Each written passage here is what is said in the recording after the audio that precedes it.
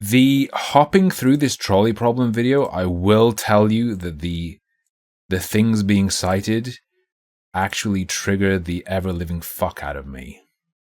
This is gonna fuck me up and make me cry blood. The trolley problem has become almost cliché as a use of philosophy in pop culture. But why are we so fixated on hypothetical ethical dilemmas? And does thinking them through actually teach us anything? I think teach is the wrong verb there. Can thinking them through help us understand anything? Can it challenge assumptions? So on and so forth. Help us think about things from a different angle, etc., etc. Or is the trolley problem just kind of a joke? Let's find out in this Wisecrack edition, the trolley problem, deep or dumb? It doesn't really have to be deep. This video is brought to you by BetterHelp.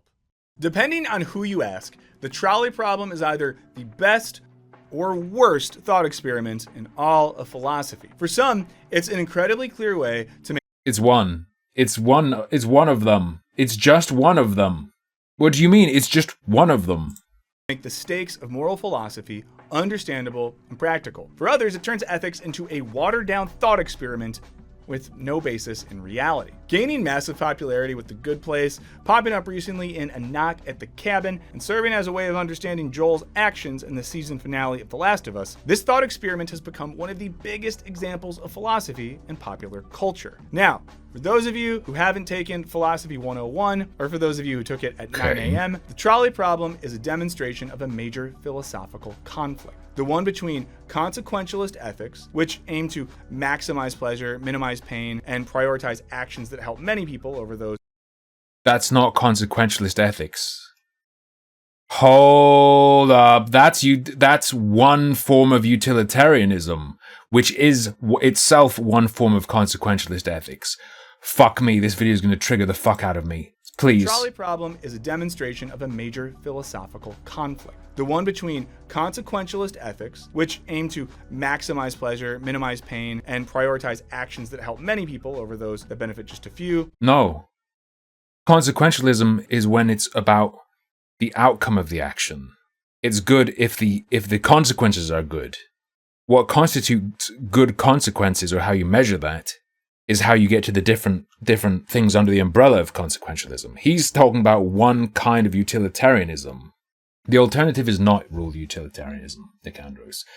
Rule utilitarianism, the way I understand it, is primarily to deal with the issue that if you go pure, flat-out utilitarianism, it's good if the action maximizes utility. You don't know for sure what the outcome of an action is going to be. So how can you use that to derive rules or best behaviors? Rule utilitarianism addresses that and basically says, look, what is probably going to happen, what happens most of the time if you behave this way or act this way. Family must choose to willingly sacrifice one of the three of you in order to prevent. The alternative should be, he should present this as consequentialism versus deontology. The apocalypse. And deontological ethics, which prioritizes moral duty on the basis of rational deliberation and is more about universal truths than practical applications. Find someone else. There is no one else. We didn't tell her, we didn't cause her any fear, there won't be any pain. No, you take me to her right now! There are lots of versions of the problem. But the main gist is something like, imagine there was a trolley headed down a track that was gonna hit a bunch of people. And you could switch it to another set of tracks, meaning it would only kill one person. So basically, you do nothing, and lots of people die. Or you switch the tracks and willingly cause one person's death. This can be complicated by asking how this would change if the single person on the tracks was your child or your best friend or Guy Fieri, in which case the only ethical thing to make do it emotional. is to let the crowd die to save the Lord of Flavortown. Now, in case you're more of a visual learner, here is an example from The Good Place. I mean, on the one hand, if you ascribe to a purely utilitarian worldview, this problem has recently become less speculative and more practical as designers and programmers making autonomous vehicles consider how these vehicles should behave in a crisis situation. For example, if a self-driving Tesla detects 432,000 people watched this video. How many of them thought this was incredible and blew their mind? Please, it's upsetting me. a person at a crosswalk in front of them and determines it doesn't have time to stop, is it better to swerve and hit another car, potentially hurting many, or to simply plow over the one poor soul? Guys, it sucks to say this, but a self-driving car is definitely going to kill someone at some point because of a programmer's Wikipedia level understanding of ethics. Let's just sit in that for a sec. Okay, but should a classroom... If the bad thing is that it kills someone, and the car isn't able to calculate a way to not kill someone, then it will kill someone for whatever other reason too. What do you mean? That doesn't even... example be used to solve actual problems that involve actually existing people? Is this a good example of what ethics is supposed to do? And can it actually teach us anything about the real world? Let's find out in this Wisecrack edition on the trolley problem. Like, if it's this person dies or this person dies, it hasn't killed a person because of the engineer's understanding of philosophy. It killed that person because of it. If you've experienced, Hold up, are chill. you ready? Actual problems that involve actually existing people. Is this a good example of what ethics is supposed to do? And can it actually teach us anything about the real world? Let's find out in this Wisecrack edition on the trolley problem. Are you ready to kill? Okay, before we... It can teach you about what people actually believe. It can teach you as well that you don't really believe what you thought you did, if you're presented with a scenario in which your supposed beliefs can't tackle it. What do you mean? It was never meant to teach us about the world. This is cancer. Is this another one of those videos where they present something as having been intended to do something or supposed to do something that it's not? And then they go, oh, it doesn't do this, but it does do this thing. And the thing it does do is the thing it was always intended to do. I'm going to lose my fucking mind. Before we get into it, we want to thank this video sponsor, BetterHelp. If you've experienced anxiety, depression, and just felt overwhelmed lately, BetterHelp is a resource. I'm overwhelmed by this video. And I've talked about this before, but I'm someone who struggled a lot with depression in my life, and going and seeing a therapist has been a really huge help for me.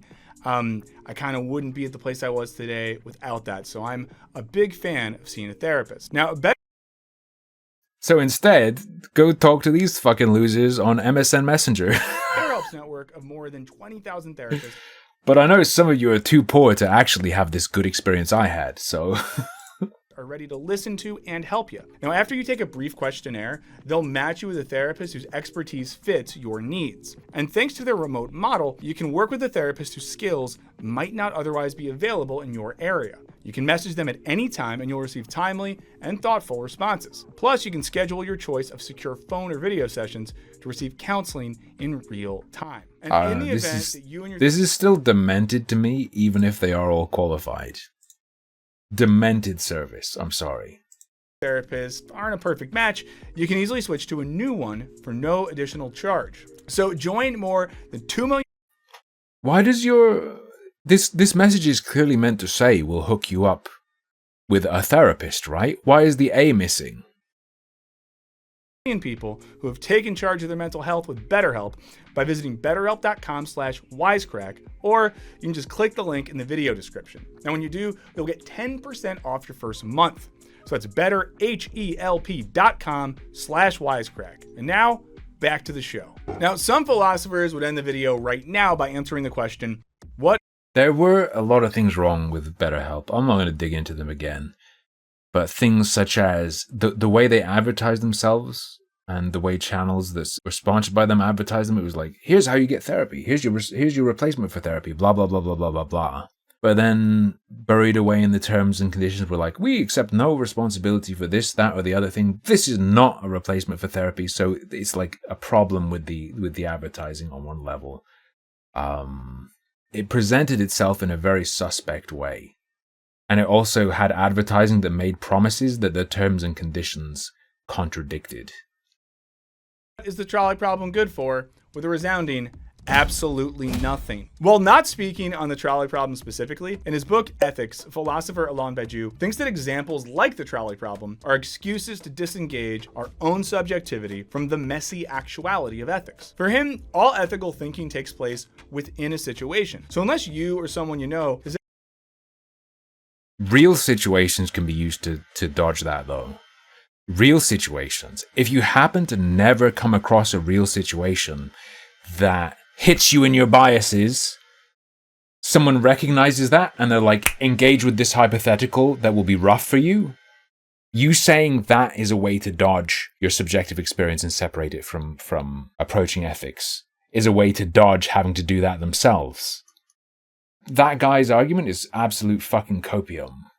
Ever been in a position where they've had to push a fat man off a bridge onto train tracks where it killed him but stopped a train from going off Classic. a cliff, then honestly, who cares? In other words, you can't do ethics hypothetically. And for many others, the trolley problem is actively detrimental in helping us think. You almost always are, unless you're someone who thinks morality and ethics are something that exist in the universe and can be discovered there. Is this guy just a fucking moral realist? About actual moral dilemmas. It might even have caught on precisely because it has nothing to do with our actual moral struggles. Even in The Good Place, Michael the demon enjoys torturing moral philosopher Chidi with the trolley problem because it's so disconnected from real life. And this is particularly painful for someone like Chidi, who died because he couldn't break free from internal deliberation in order to focus on his actual life. You're incapable of making a single decision. Look, I know I can be indecisive, but what's the harm? If you're fucking incapable of abstraction, it's totally disconnected from real life. Picking the lesser evil happens fucking constantly for people every day. Maybe not with the stakes being as high as in the trolley problem, but it's constant. What the fuck are you talking about? And taking a few extra minutes to find the perfect. I also acknowledge that I just spoiled a plot point of the show The Good Place, but it's been out for a very long time. You've had a good chance to watch it at this point, and honestly, it's a pretty good show. I don't know that this guy's saying it's his opinion. He's presenting the opinions of people who don't like it, is my understanding currently. He's presenting that side. Lucky Bee's drying her hair, so I missed some of what he said. But I think he's presenting that side. That little spoiler ruins your enjoyment of it. I think that's more of a you problem than a me problem. I'm just saying. Writers Adrian Renix and Nathan J. Robinson discussed this in a 2017 Current Affairs article with the subtle title, "The Trolley Problem Will Tell You Nothing Useful About Morality." In it, they argue it's not an instruction on morality. What the fuck do you mean? I wasn't complaining, babe. I was just explaining. It's not meant to do that. It's not meant to teach you what is moral. What the fuck do you mean? that if we ended up in a trolley situation in real life, we would panic, do something rashly, and then watch in horror as one or more persons died a gruesome death before our eyes. We would... Yes. Yes, the question is, what ought one to do? What ought one do? It's not, what would you realistically, as a flawed human, maybe do? That's not the question. Probably end up with PTSD. Whatever we had ended up doing in the moment, we'd probably feel guilty about for the rest of our lives. Sure. This doesn't negate it as a teacher of morality. Even if we had somehow miraculously managed to comply with a consistent set of consequentialist ethics, this would bring us little comfort. Oh, so these people are just evil demons? Wait, is this peace? Are these people who are so just deeply stained in egoism that good for me is good? Good for me, moral. Good for me, moral. In other words, getting an A in ethics class isn't going to matter after you willfully choose to take the life of another. In other words, the trolley... Yeah, but it's unavoidable. In a situation... In a fucking situation where one bad thing happens if you don't act and what happens if you do, what is going to prepare you for that? And in what ways? It was never intended to prepare you in terms of stealing you. It's meant to examine what is right. What the fuck do you mean? The problem itself is some real sicko. The way it's usually discussed helps disguise this insanity, as it's usually implied that we can make ethical decisions that involve no sacrifices from ourselves, which encourages the idea that ethics involves making functional choices from the sidelines. This also implies that we usually act in situations where we have perfect... No, because to certain deontologists, they would feel bad. They would want to avoid feeling bad for letting the multiple people die, but to them, they would think it's wrong there's a school of these people who would be like, my input makes it me killing that person.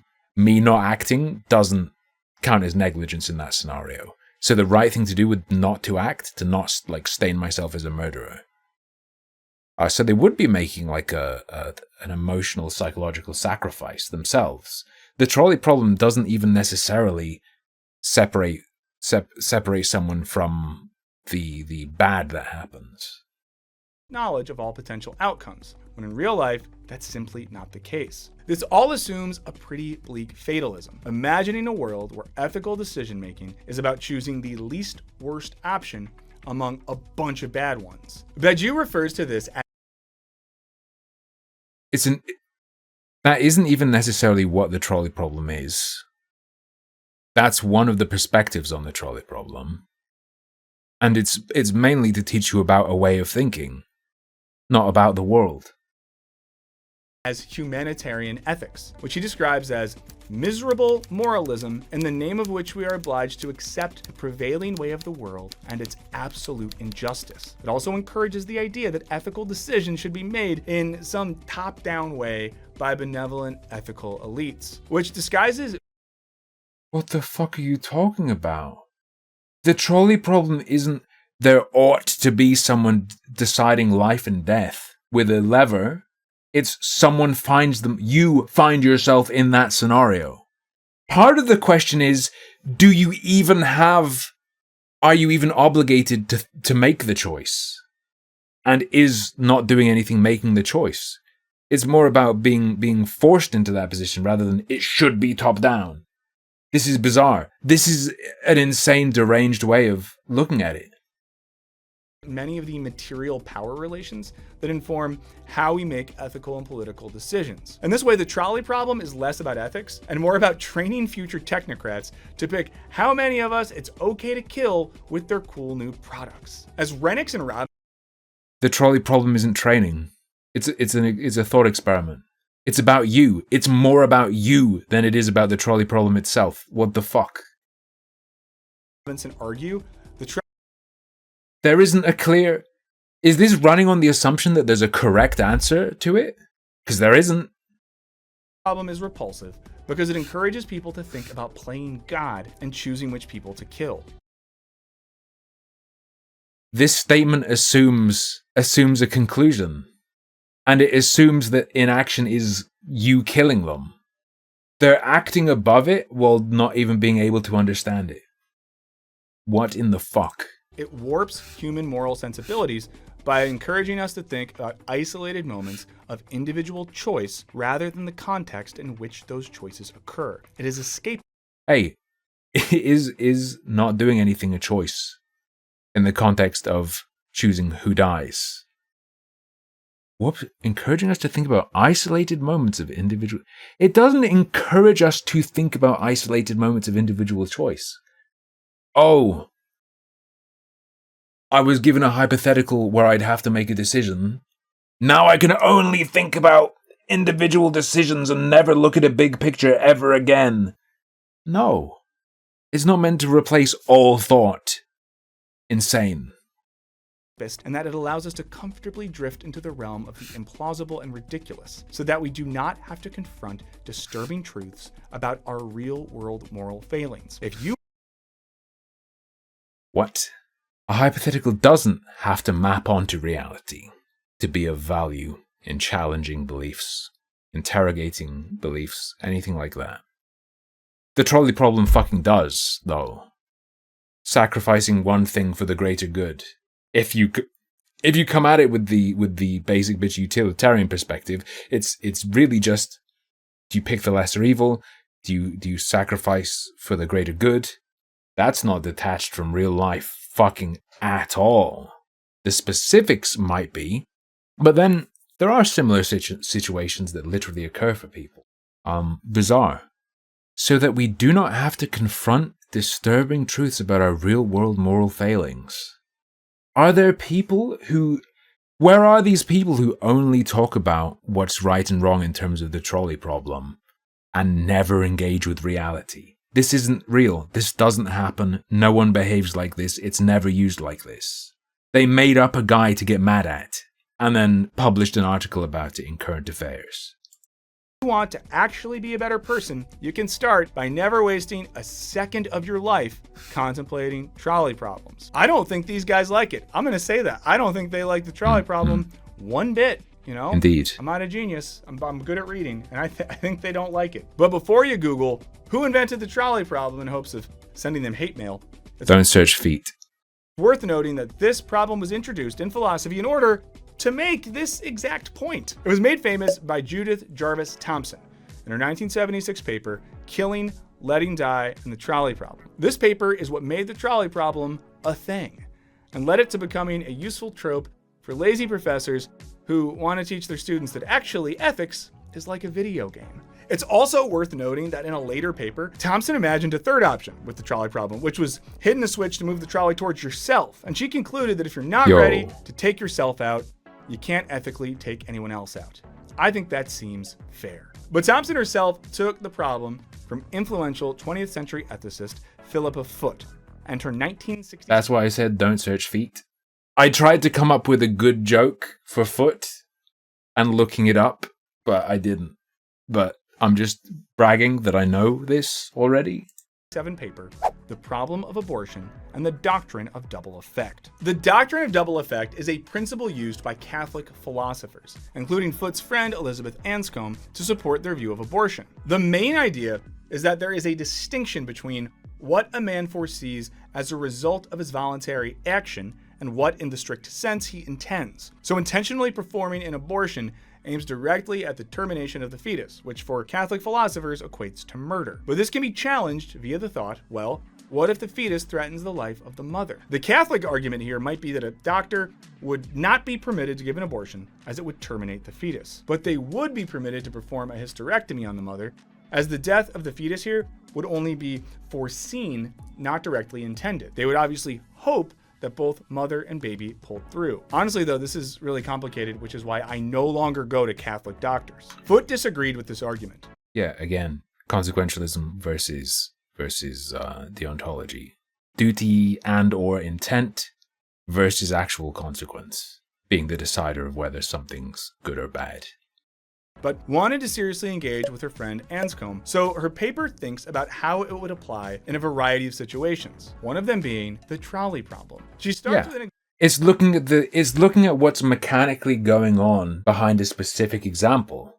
It's what's the skeleton behind there in the simplest form that can apply to numerous situations. If you're capable of thinking in abstractions, sure, which apparently many people are not able to. Example of some potholers who are being led by a fat man out of a cave who then gets stuck, trapping them. If you've never heard the term potholers before, it's a British term, which means an explorer of... Yeah, you're insane and you go into super tight caves where you're totally gonna die. Don't. Watch the movie The Descent and then never go into weird holes, ever. Caves, or spelunker. That's what a potholer is.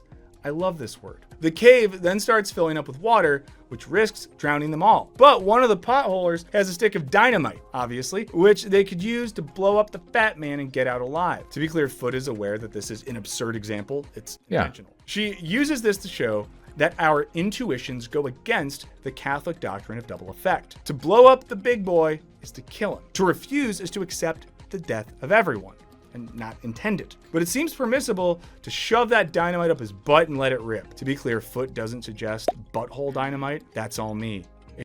Yeah, it's to not to detach you from your biases, to point out that those biases existed in the first place.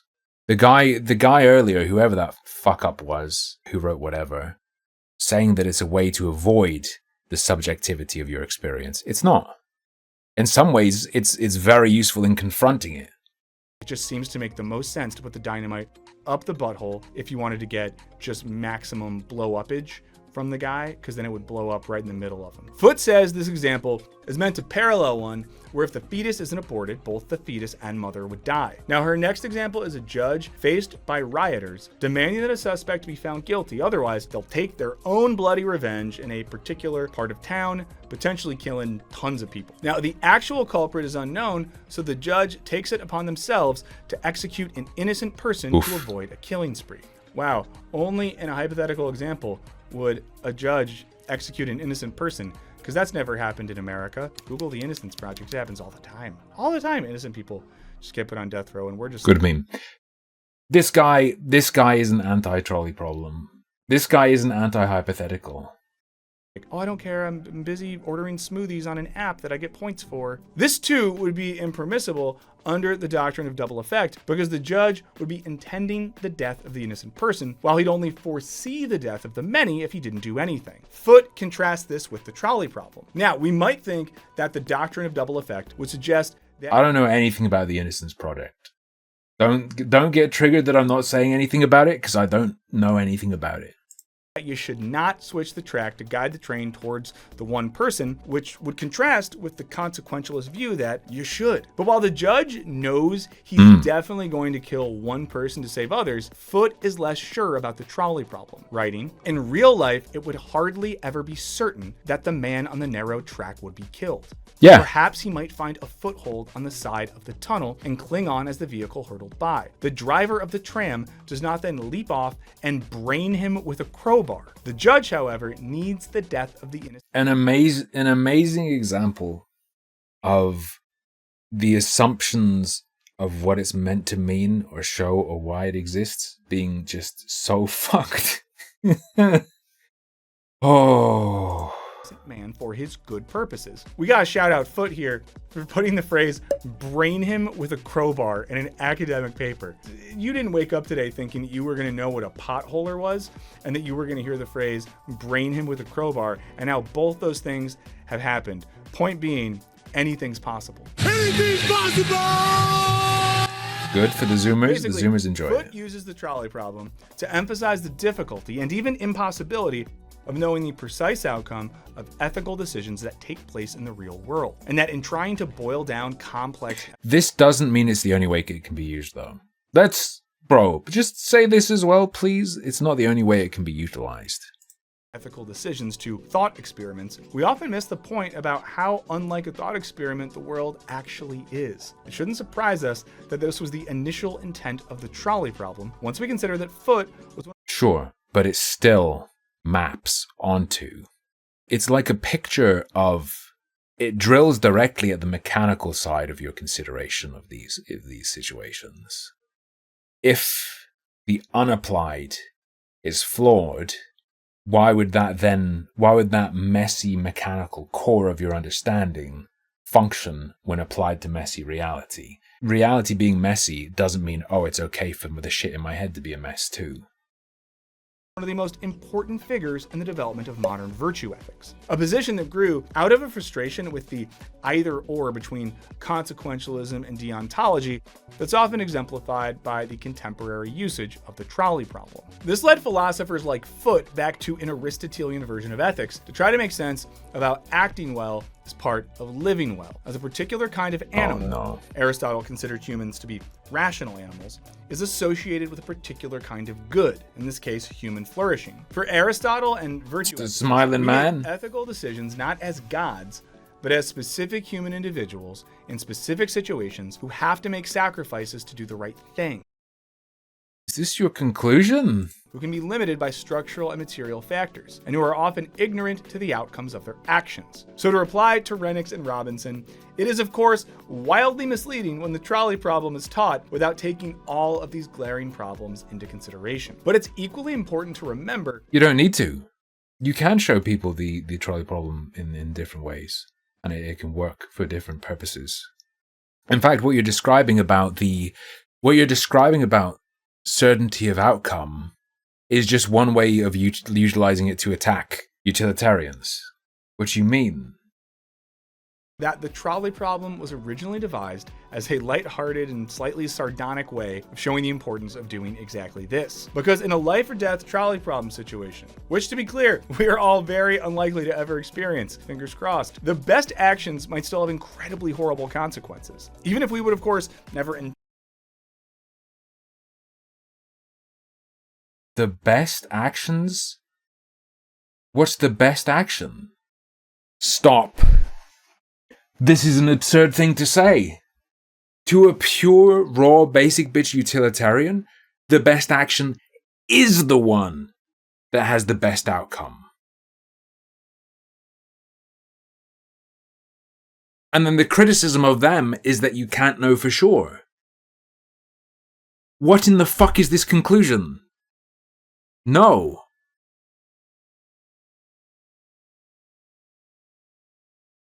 No. What is he doing? intend them and would actively hope they would not happen. You're in a boat next to a volcano, and you can either save 50 people or one awesome dog. Ultimately, ethics can't rely on calculations about what might or might not happen in an imagined future, but instead, at least for foot, should be grounded in an attempt to live and act virtuously. This entails analyzing situations from within and acting in accordance with virtue, even when we don't really know what might or might not happen. Well, this So more on the duty side. Okay. might not be as much fun as imagining all the different ways we could run over people with trolleys, or how much dynamite you would need to stick up a large man's butt. That's not using it to critique assumptions or the ways thought experiments are used. That's just siding with one potential interpretation and one particular take. To blow them up, it's much more useful in trying to think about how to ethically exist in our actual world. But what do you guys think? Is there still a place for the trolley problem in the philosophy 101 classes of the world? Is it too abstract to help us think ethically? Or might Too abstract? it be incredibly useful in showing us what ethics is not? Let us know in the comments. A huge shout out to our virtuous patrons who support our channel directly and in exchange get the videos early without ads, along with extra audio and video content. And they get to jump on our Discord server. What fun. If any of this What a sounds good to nothing you, there's fucking a video. link in the description. I encourage you to check it out. But thank you so much for watching our videos. I have watched or very like, few subscribe, videos that comment. were more nothing than that. At least this has a kernel of history in it. At least it has a kernel of history in it. But apart from that, what are you doing, bro? Someone used a toy train to present the trolley problem to their toddler. The kid ran over the group, then backtracked and ran over the individual too. I think the moral of this story is that when you're faced with an ethical dilemma, make sure you don't leave any witnesses. Ha ha ha ha. That's just a joke. I didn't need to tell you that, I'm just saying, oh. Wow, what an incredible take. I had never considered the fact that real-life situations are more morally complex than the trolley problem. More morally complex? Not necessarily, but definitely more complex in their intricacies and details. It's almost like people use it as a deliberate simplification to get people to think about their basic moral principles in isolation before moving on and exploring more morally complex situations. True. That comment's fine. That comment's fine. Oh my god. A philosophy teacher once taught me that the trolley problem is useful in the sense that it resembles the situations of people in power. If you own a company, you may need to choose between firing people or lose profits that could eventually lead to bankruptcy. Does he mean fire some people versus all of them lose their jobs later? And if you're a politician in a position of power, you need to decide the amount of funding every department gets. Knowing that every dollar less you give to public schools funding may translate into less people getting a decent education. What a weird way to try and find what a weird way to try and what a weird example of what you think the trolley problem is analogous to. The trolley problem provides insane clarity on the consequences. It's useful because it resembles these situations where it's very blurry exactly what may happen.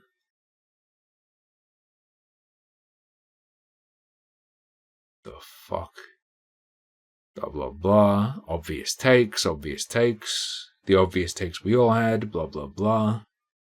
We talked about the trolley problem in school for 6 years. I still hate it to this day. 7 upvotes. What? When I was a child, my mother An ethics lecturer introduced me to a version of the trolley problem where one person you know is on the track, but you can pull a switch and send it crashing into a train platform. People in the train and on the platform may or may not be severely injured or die, and the alternative is the one person you know more than likely dying. I don't think I ever gave her a straight answer. What did your mom ask you, though? Did she ask you what you do, or did she ask you what you thought was right? What the question is the most important part, and you didn't fucking include it in your pretend story about what your mom said to you. I took Philosophy 101. We didn't mention the trolley problem once. Instead, we learned about all sorts of different philosophies and ways of thinking one can live their life from, and encouraged to pick and choose what we think of, and to start thinking about how we live our life. This person's 8 years old. Let me just double check. Oh, their channel. Take one guess what their channel is full of. It's Rivals of Aether videos. If you go back a bit further, it's Minecraft. Whoever said Minecraft, you got one of their videos is Minecraft. They have 12. One of them's Minecraft. 6 of them are Rivals of Aether. Christ on a bicycle. I would say the worst or most damaging part about the trolley problem is that it ultimately discourages the participants from using abstract thought to solve problems. It's either lever A or lever B. You don't get to use that brain of yours for anything else. This is someone who, when they were younger, was presented with the trolley problem and tried to say, I just used the brakes. And then the person called them a retard for not getting the point of a hypothetical challenge like this. And they've carried that with them through their whole life until 4 months ago when they finally made this comment. What is this comment? Hot take. The trolley problem should be something used in school courses. Expose students to the possibility when they're growing, so they have an idea of how they'll act should such a situation occur in the future, hopefully without needing a ton of time to deliberate. This fucking guy's conclusion is that we need to teach it outside of philosophy. We need to teach it to all the children in case any one of them is faced with the literal actual trolley problem in real life, so they'll be prepared and know what to do. Please, this is a really good joke, but I don't think it's a joke.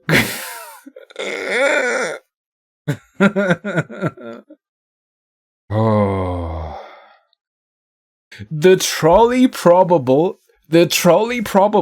is useful for co-sidering things that can happen in reality so that you're prepared to take action. The danger is that you could train yourself ignore better solutions because you have already prepared for this. For example, pulling the brakes on the trolley. The trolley problem is bad as something to consider because it might happen in real life. And if you're so used to choosing whether you pull the lever or not, you could forget that it might have brakes. Just yell at the person on the trolley to use the brakes. That's insane. Oh no, not Rocco's Basilisk. We're not Rocco's Basilisking again. No one is using, discussing, or being taught about the trolley problem in the ways that people talk about it being used, taught, or discussed. It doesn't happen. One problem of the trolley problem is that it lacks certainty, like in real life. These are AI bots. Taking in videos, dumping out comments. That's not a real person's comment. A human being didn't watch this video and then write that. That didn't occur. No. My reaction to the trolley problem has always been to refuse to answer. It's just evil. What? Okay, whatever. We need to stop. We can wean. You know when people are like, that's a hypothetical, it's not real. That would never happen. When you present a hypothetical to challenge someone's views, challenge someone's values, and they go, that would never happen, that has never happened, that isn't happening, and they won't engage with it. We need to wean them off of that. We need to encourage them to start saying that hypotheticals are evil. Just get them to say, I refuse to engage with your hypothetical because hypothetical scenarios are evil. That's better. the gambler's trolley. You're by the tracks. You see a trolley. You see a trolley absolutely hammering down the tracks towards 5 people tied down. It seems like the trolley could be redirected to only hit one person. There is a lever next to you. However, you don't know what it does. Do you pull it? It's not really apparent what the lever does, but you could pull it. What do you do?